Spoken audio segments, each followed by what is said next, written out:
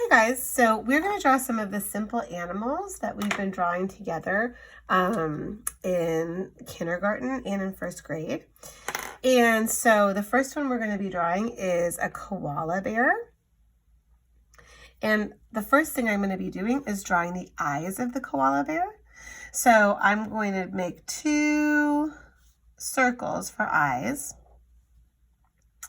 And I'm going to put 2 little dots in the circles. Notice that I gave space between the circles to be able to put the nose, because koala bears have really big noses. And I'm going to color in the circles around the dots. And the dots are basically little highlights.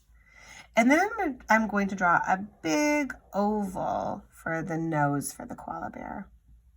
And I'm also going to draw a little circle inside of that and color it in, because the koala bear's noses are black.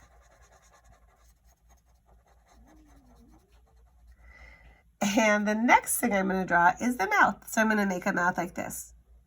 A little tiny U and a little tiny U. And it almost looks like a bird upside down. And the next thing I'm going to be doing is making the head. And it's basically a circle. You can make it whatever shape you want. I mean, in terms of, it could be a little bit, mine is a little pointed at the top. I'm going to try to fix that.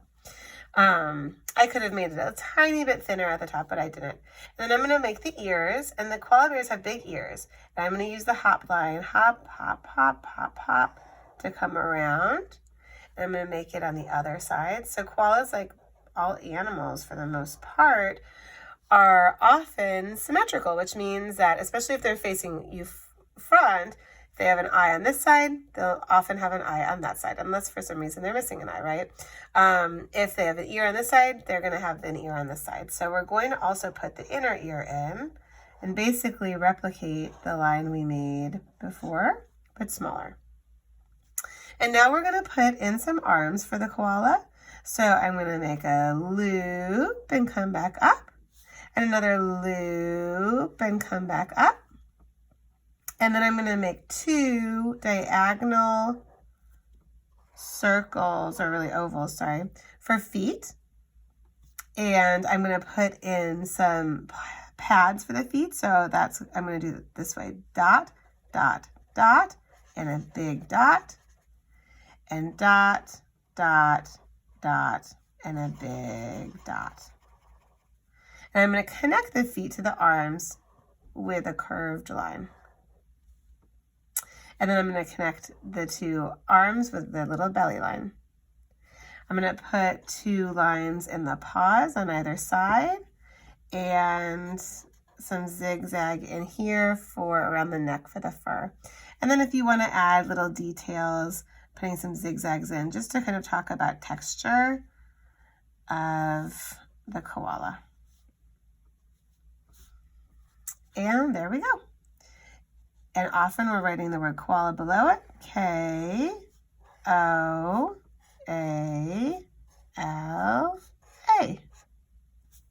So personally, I feel like I put the 2 arms really close together. I wouldn't have done that normally.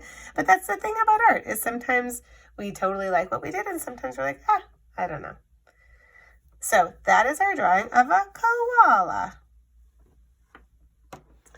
I want to show you real quick on the koala. After it's done, I just felt like it was so narrow there with the arms that I ended up drawing another line behind it to show the kind of back of the koala, because it felt like it was too narrow. So sometimes you might look at your art and reassess something and add something in there. So I added this line and this line that kind of went from the shoulder area down to the leg. Okay, I wanted to show you guys just to know that sometimes you look at your drawing and think, I needed something else.